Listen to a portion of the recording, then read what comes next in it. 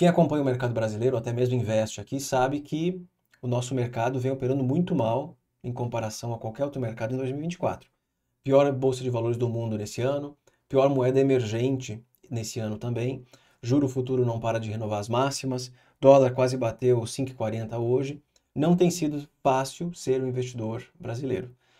Ibovespa vem performando mal, Small 11 performando muito mal, a nossa curva de juros perdeu correlação com o juro americano, então quando o juro lá fora caía, aqui caía também, não cai mais, e isso tem complicado muito a nossa performance. É, Dentro de todo esse contexto, eu ainda consigo ser um investidor otimista, porque eu não invisto no Ibovespa. Já deixei isso várias vezes claro nas redes sociais, eu não tenho Ibovespa na carteira, eu tenho ações de empresas que algumas, por acaso, estão no Ibovespa, fazem parte desse índice, mas eu não tenho BOVA11, por exemplo. E o meu objetivo não é nem acompanhar o Ibovespa, é render ou performar muito melhor do que esse índice. Realmente é um índice muito ruim de mercado, diferentemente do S&P 500, por exemplo. Eu quero mostrar para vocês aqui alguns indicadores para acompanhar o que acontece no mercado brasileiro no curto prazo e compartilhar com vocês um indicador que um dos nossos colegas aqui, dos membros do canal, membro do Macro Pro e que faz parte do grupo do WhatsApp, que é o Danilo, ele montou um indicador que é idêntico ao indicador que nós temos nos Estados Unidos, que mostra a quantidade de ações do Ibovespa em percentual que estão acima da média de 200 períodos, que seria uma média de longo prazo. Longuíssimo prazo seria uma média de 200 no gráfico semanal, como vocês já sabem que eu gosto de acompanhar. Esse dado hoje nos mostra que o Ibovespa está chegando num nível de sobrevenda não visto desde março de 2023. Março de 2023 foi um período onde os dados de inflação mais fracos do Brasil permitiram que o mercado percebesse que estava na hora de cortar a Selic. E aquilo gerou um forte movimento de valorização dos nossos ativos. Em alguns momentos, o nosso mercado performava melhor em dólar do que o S&P 500 ano passado. Acho que é importante mencionar isso de novo. Por mais que seja bonito colocar nas redes sociais, gera um engajamento fora do normal. Pior moeda do mundo é o real brasileiro. Pior bolsa do mundo é o Ibovespa. Quando o nosso mercado performa bem, ninguém fala nada, tá? Mas eu quero mostrar para vocês um pouco da performance dos ativos no curto prazo e onde que eu encontro oportunidades hoje, tá? Então vamos lá. Small 11, que é o índice de small caps do Brasil, não conseguiu na virada do ano, de 23 para 24, romper essa média de 200 períodos no gráfico semanal. Quem lembra, em dezembro eu estava na praia e eu fiz uma operação alavancada em Simpar, porque na época o juro americano, após bater 5%, juro de 10 anos, tá? Após bater 5%, ele derreteu para 3,7, 3,8. E absolutamente tudo que se mexe no mercado subiu entre novembro e dezembro. No Brasil, como o Simpar tem uma alta correlação com o juro americano, por incrível que pareça, isso porque na época o juro brasileiro acompanhava o juro americano. Estou me referindo a esse movimento aqui.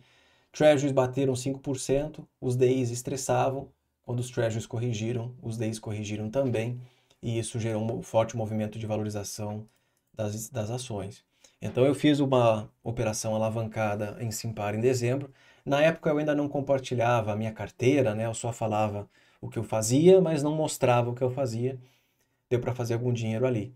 Reparem que eu até mencionava por mensagens para vocês que o Small 11 tinha que romper essa faixa aqui dos R$ 112 para as small caps brasileiras entrarem em tendência de alta. E isso não aconteceu. Na verdade, de lá para cá, o Small 11 praticamente entregou todo o rally de 20% de alta entre outubro e dezembro.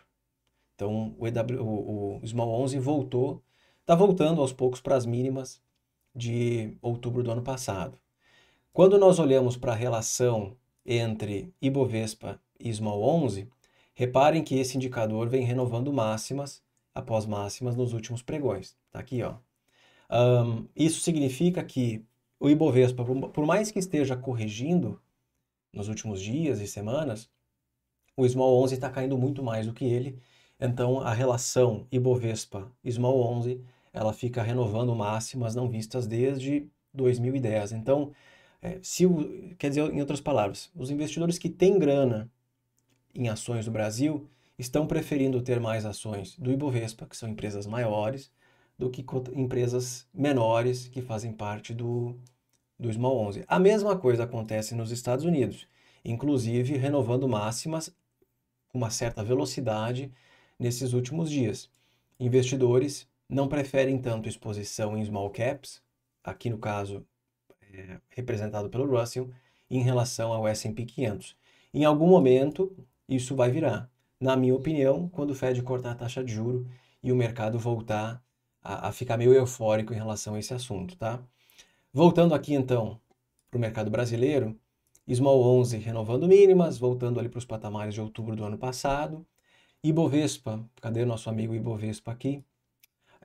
Ibovespa no gráfico semanal, voltando ali para 120, 121 mil pontos, tá? Ele perdeu os 124 que eu comentava com vocês. Se perdesse os 124, que era a média de 200, não tinha muito o que fazer, tá? O mercado ia corrigir e bastante. O indicador que foi criado pelo nosso colega é idêntico àquele indicador que nós usamos nos Estados Unidos para avaliar o S&P 500, o Russell ou até mesmo o Nasdaq, que é a relação entre a quantidade em percentual de empresas acima da média de 200. Então, quando tem muita empresa do índice acima da média de 200, o que significa, em outras palavras, que existe um otimismo muito grande no mercado, as empresas estão muito acima da média de 200, em tendência de alta, tem que ter cuidado com a euforia, para o investidor não se deixar levar pela euforia. Quando a quantidade de empresas em percentual acima da média de 200 períodos é muito baixo, isso significa que a grande maioria das empresas está abaixo da média de 200 e em tendência de queda. Dependendo do ciclo do mercado, vale a pena explorar essas movimentações para comprar quando a quantidade de ações acima da média de 200 é pequena e vender ações quando o contrário acontece. Então, para quem lembra, temos vídeo aqui no canal mostrando esse indicador, é essa linha branca que a gente chama de market breadth. Seria o respiro, o suspiro do mercado, alguma coisa assim.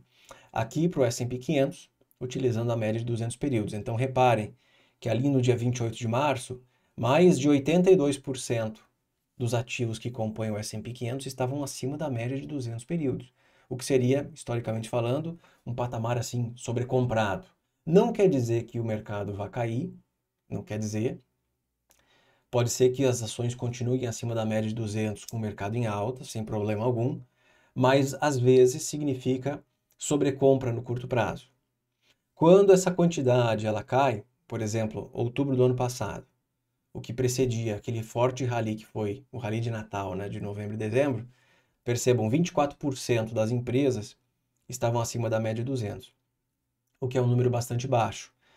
Outros períodos que isso aconteceu foi no fundo aqui do S&P 500 em outubro de 2022, quando, 11, 12, 15% das empresas estavam acima da média de 200.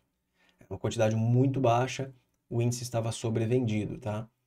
Olhando para o Brasil, em azul temos o Ibovespa, em vermelho esse percentual, tá? Seria o market breadth, percentual de ações acima da média de 200. Então, aqui no início do ano, janeiro de 2024, mais de 80% das empresas do Brasil, aí do Ibovespa, acima da média de 200, o que já seria um nível sobrecomprado, e de lá para cá simplesmente derreteu. Percebam que hoje, se eu não me engano, o número está entre 22, 24, 25%, tá? Esse nível aqui, ele é inferior a outubro de 2023, agora, antes do início do rally do mercado, quando o Ibovespa já estava bem sobrevendido, quando o Ibovespa estava girando em torno de 112 mil pontos. A Ibovespa estava em 112 mil pontos. Hoje está em 120, hoje está em 120, 121 e está mais sobrevendido do que quando estava cotado a 112 mil pontos.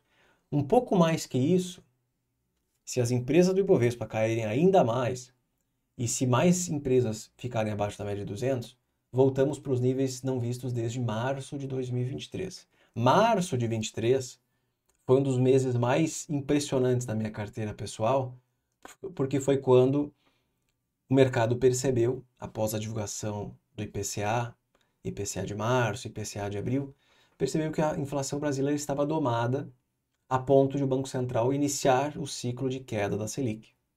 E aí, como nós já falamos no passado, essa história de juro em queda é ótimo para os ativos de risco quando o Banco Central corta a taxa de juro porque a inflação está se aproximando ou indo em direção à meta, antes da economia sucumbir. Não era o caso.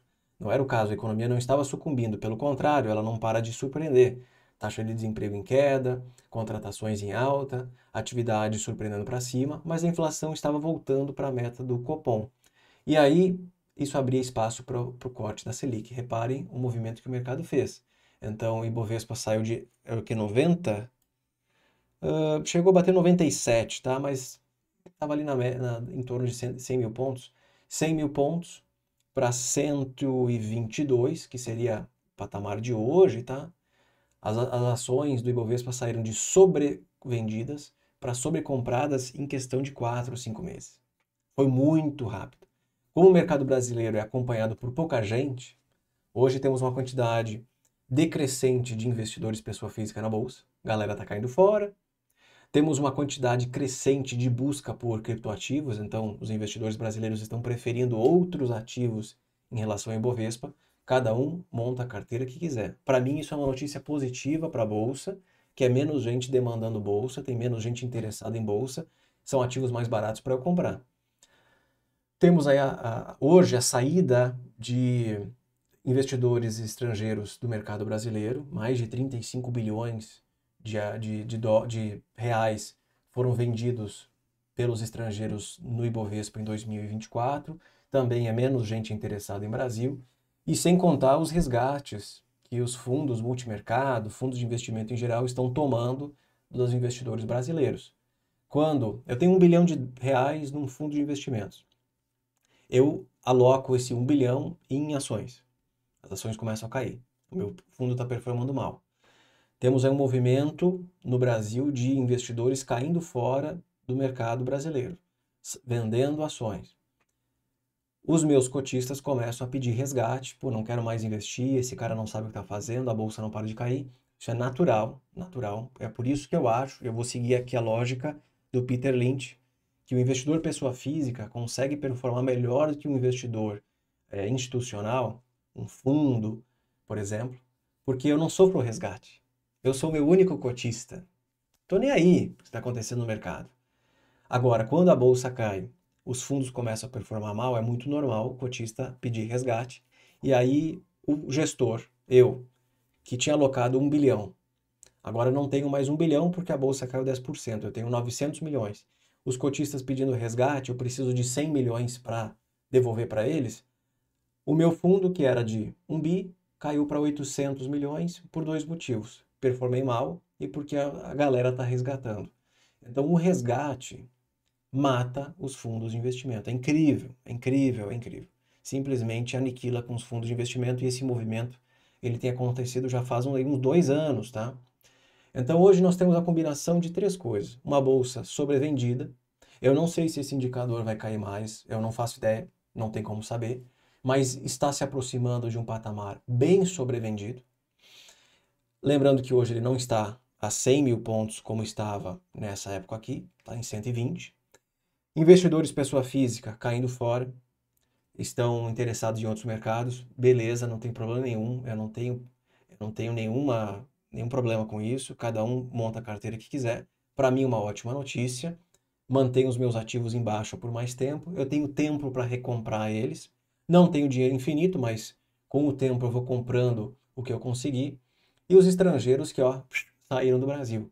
Aí com as notícias, soma-se a tudo isso. Notícias, Ibovespa, Ibolixo, como chamaram por aí, e tinha umas outras palavras que eu não vou repetir aqui. Pior bolsa do mundo em 2024, pior moeda entre emergentes em 2024, tudo bem.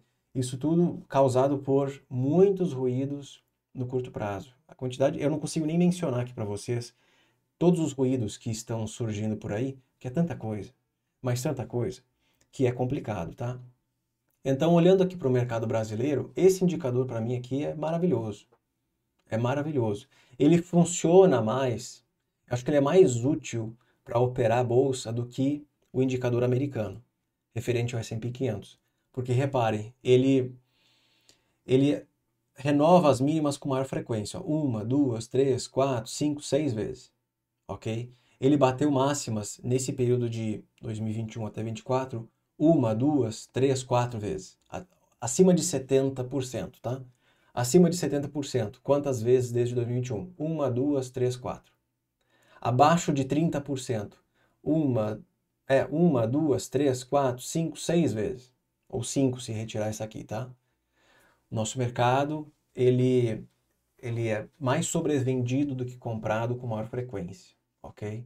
E os movimentos, eles são mais intensos. Então, renova a mínima, vai para a máxima. Vai para a mínima, vai para a máxima. S&P 500 não. S&P 500 ele fica rodando em cima das máximas por mais tempo. Então é máxima, máxima, máxima, máxima, máxima. Olha quantas vezes ele renovou mínimas. Poucas vezes. Bom, desde o Covid, 1, 2, 3, 4 vezes. Desde o Covid.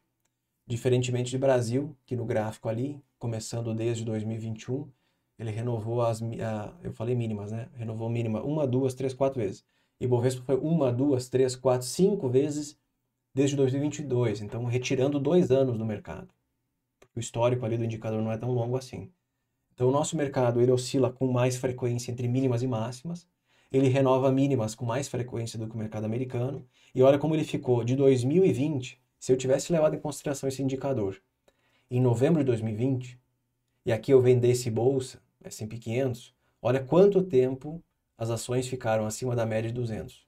De novembro de 2020 até agosto de 21. Nesse período, o S&P 500 saiu de 3.500 pontos para 4.400 pontos, tá? Vamos colocar até aqui, certo? Dá 28%.